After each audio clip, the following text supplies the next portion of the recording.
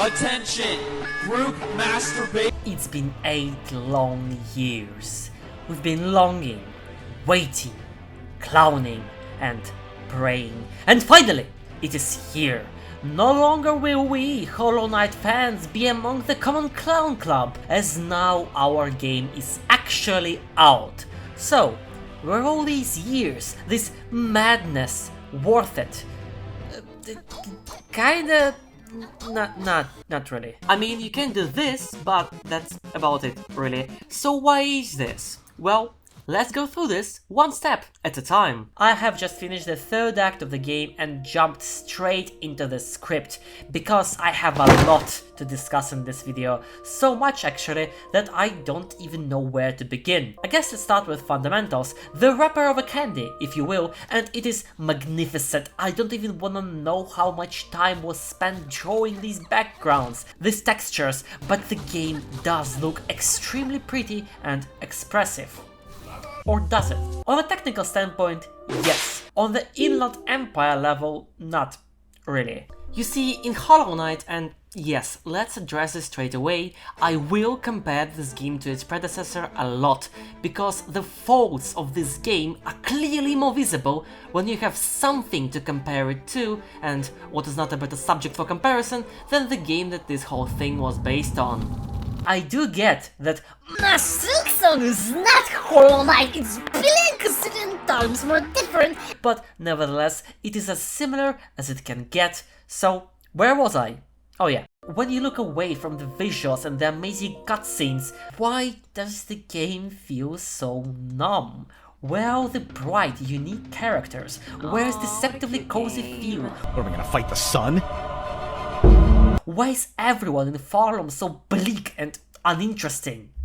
Sticking out your gut! Since the story in these games is basically identical, but in Silksong the orange goo has been replaced by web, or silk rather, the tone of the games should be more or less the same?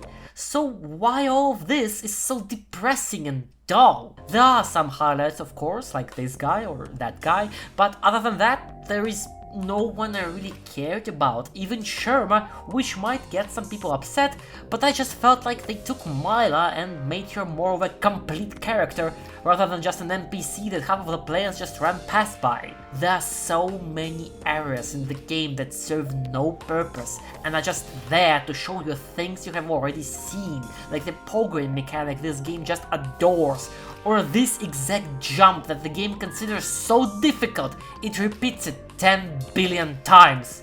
This? Oh, this is nothing to me. I've beat Path of Pain. If there was Path of Pain, and this is the Path of Blame. Fuck shit. I think I'm finally getting the hang of it. Oh, fuck you! In fact, there are some areas I kept forgetting were in the game, like the Farlands, or Wispland, or Underworks, or Memorium, or Sands of Karak, or the Wormway. You get lost in this gigantic map, trying to find secrets and getting nothing besides some tiny pieces of the game's currency and enemies you already seen 10 billion times before. I do like this area though. Why couldn't the rest of the game be like this? You know, it's nice that the prettiest area in the game is all the way over here on the map, and you cannot access it until the very end if you manage to actually find it. Which brings us to the candy itself. The gameplay. Hornet feels fast, responsive and a blast to control, which is the only reason the game kept me hooked. Slapping enemies around still feels amazing, jumps are precise but doable, parrying despite being way too easy in my opinion, makes you feel like a badass, and the cross slash is just yes! Give me more parry slop, because this is insane. But let's address the elephant in the room. The difficulty. It's okay. I didn't feel like the game was pushing me to my absolute limit except for that one time, and if it was me, I would make the late game slightly more challenging, but I think mostly Silksong is pretty balanced. I think it suffers from a tad different problem, and that is Skyrim Legendary Difficulty experience, where every single enemy in the game overstays its welcome. Look at this small fly. It is completely fucking harmless and more of a moving obstacle. Guess how many hits do you need to kill it? 1, 2, 3, 4, And it is 5, ladies and gentlemen, 5 hits to kill a fly. I feel like Primal Aspect took less hits. That doesn't sound like much, but when every single enemy takes 5 to 6 hits to die, it just turns your momentum into a slog. Also, some funny thing I noticed, flying enemies just get confused when you stand below them and become completely trivial, same as ground fellas when you start pogoing of them. Even bosses I consider to be fun, like the first Sinner, are just plagued by their health bar, which rivals the amount of health that one turtle had in Final Fantasy XV. And that brings me to my favorite topic, bosses. For some reason, they are atrocious. I can say for certain that I've only found these 2 bosses to be perfect, where in Hollow Knight there are this many of them. There are a lot of bosses that had the potential to be good, like Carmelita, but alas, she serves as a perfect example of my main gripe with boss fights in this game. Almost all bosses have this warm-up thing before the fight. You start with small enemies, which are always no threat, and exist to just hamper with your experience, almost all the time followed by boss's first phase, which is just completely unnecessary, because it's just a snooze fest, and only after that the real boss fight starts. So if you didn't yet get good and redo bosses over and over, you have to suffer through this every single time. Whoa! White Defender? What? Whoa! Okay. Oh, he's so much annoying! Ah! Oh no! I can knock him around? That's so cool! Whoa! Any minute now. Any minute the boss fight is gonna start. Indeed! I love this enemy! I'm wasting my nights. You turned out the light. Whoa! Whoa! We're gonna go 3 of them! Wait a minute! Wait a minute! Wait a minute! Wait a minute! Okay, right after this, the boss fight starts, I think. Why are you so reluctant in giving me the actual boss fight that you wanted me to experience? What is the point in any of this? You clearly had the community reviews from the previous game. You knew which boss fights we liked in the last game, so why the fuck did you bring Fluke Mother back in? And why did you decide to make a boss so boring it can rival Umu in its replay value? Just sitting here writing this, I can't even remember half of the guys I fought because there are so many of them that are just so forgettable. I even forgot he was in the game because the fight was just such a nothing burger. Maybe if he was slightly faster it would be good, but as of right now it's just a snooze fest, not to mention it's a glorified Hornet reskin. And my god, the runbacks are just dreadful. I hope for a world where we finally heal from just like Dark Souls plague and will be cured of runbacks and lore told via item descriptions. And runbacks can vary in difficulty for many players because of one very important mechanic. Money. It's also important to address the carrot and the stick situation in the game, as this game is very American in a sense that it doesn't know what the fuck carrot is. Whew, finally beat this boss over here. I wonder what should I get for this? Nothing. Nothing is what I get. Which is of course a joke, because I have successfully acquired this tool over here, which I will never ever use at all. Sweet. Well, it is still better than getting nothing at all, because it does happen a lot. And the last boss is just a fucking joke, honestly. The Radiance from Timur I've managed to beat first try without breaking a sweat, and the last boss is just a reskin of a boss you fought multiple times before. Utterly pathetic. Coming back to the theme of money, I know this issue has been somewhat addressed with the patch, but I don't know how well since I started playing pre-patch. But oh lord, let's break it down. You have 2 currencies. The shard pieces thingies, which will be important later, and anal beads. You don't care about these as you only want the anal beads, because Hornet is just that horny. Beads are your only currency which you're going to use on 80% of the game's benches, some of which are pay-per-use, every single stack station, every single elevator, and of course every single map.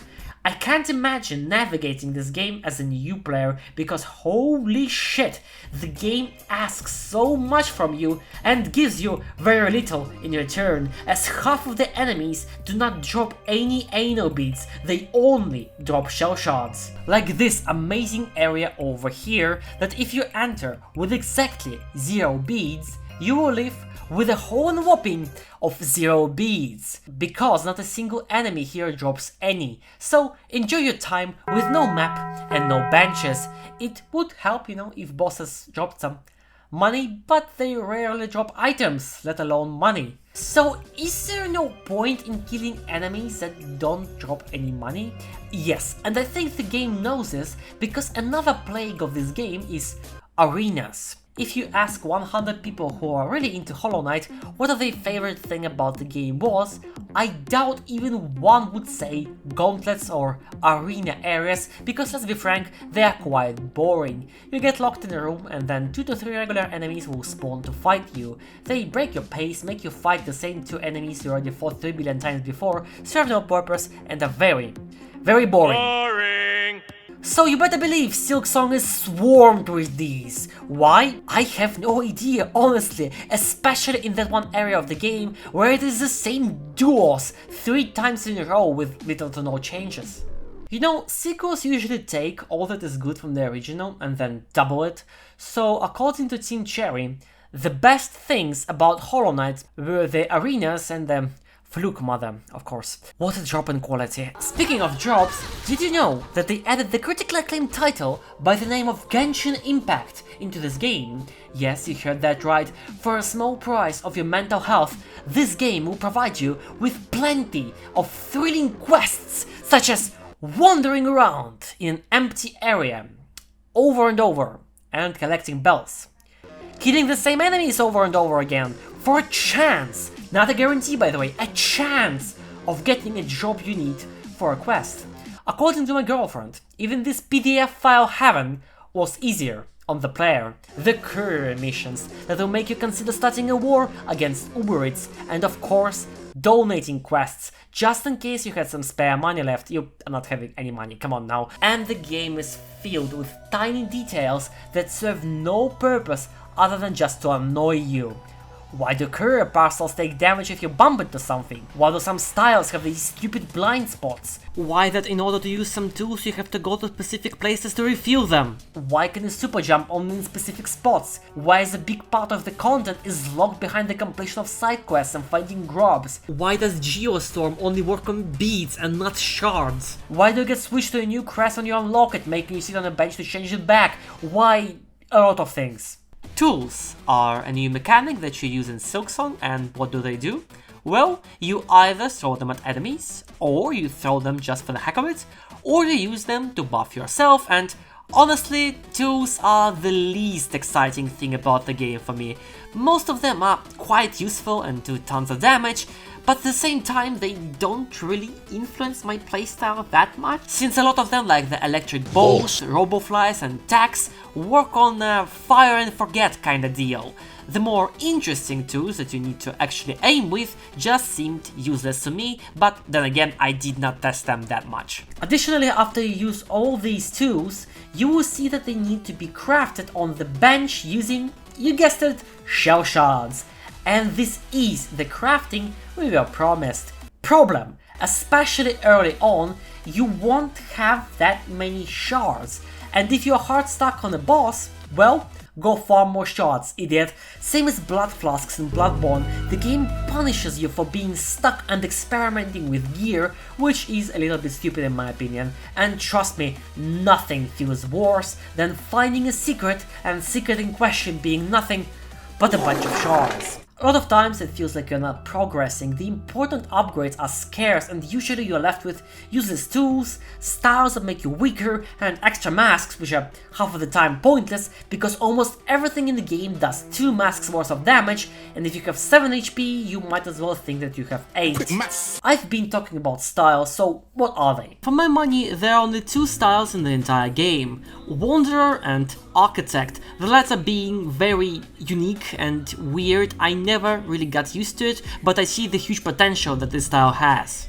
You have Hunter, which is the vanilla experience, the downside being 30-degree pogo attack, instant garbage. Now Reaper is what you pick if you want to make the game harder for yourself. Painfully slow.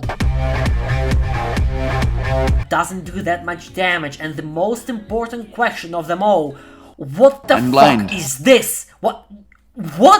You miss like half of the attacks using it. Garbage. Wanderer is the GOAT. Being the most familiar to Knight's fighting style, is lightning fast, can crit, and has a perfect pogo attack, ideal for minigames. Charge attack is kinda meh, and so is the range, plus you're limiting yourself to only 1-2, but those are sacrifices I am willing to make. Beast is hot garbage. What the fuck is this piece of shit? Same blind spots, no charm slots, diagonal attack, have to heal off enemies, which is sometimes impossible. Garbage. Which is a style I have not really used, as I got it very late, so I don't know tier. Architect would be hot garbage, but since you have so much tools you can refill on the spot and can literally get OP Hive Blood, it's very good, if you can get used to its weird moveset. Also no silk skills. But the charge attack is juicy. Shaman would be very interesting if you didn't get it at the very end of the game, so okay, I guess. Now it would be good if you can switch them up on the fly, like for example you can go bonanza with the Wanderer, boom you switch to Architect, throw some projectiles, now you're full of silk, boom you switch to Shaman, shoot some spells. But you see, now that would be fun, and that is clearly not allowed. Last thing to address is charms, and they are okay, I guess.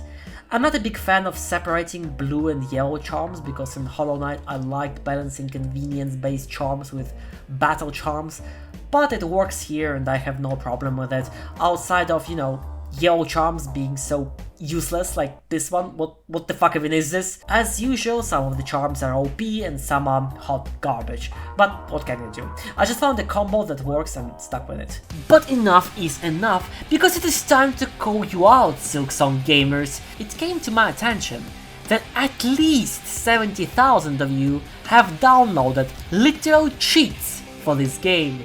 Well, I thought better of you, Silksong gamers. Increased player damage? Pathetic! You know, we didn't really beat Silksong unless you were using fists in the slab. Rosary cheat? Automap? Easy Flea Festival? Pathetic. A soy boy loser downloads cheats, a real man suffers a mental breakdown bouncing fleas. Silksong also introduced these minigames, and I, as a pro Yakuza fan, quite enjoyed them. Okay, flea dodge, come on. I'm so gonna dodge every flea. I beat Pantheon 5, come on baby. Being as tedious as they are, they do provide a nice challenge, except for this one. Fuck this one and everyone involved, I hate it. So overall, is Silksong a bad game? No. It is still a Hollow Knight game, it has all the essentials needed. I am just very, severely disappointed in the quality. Is Silksong a good game? Again, kinda. I did enjoy my time, but it was very difficult at times. Is Silksong an impossibly difficult game? Not really. In fact, I think late game should be a bit harder. Should we publicly execute everyone who's involved with this minigame? Yes, 6.5 out of 10.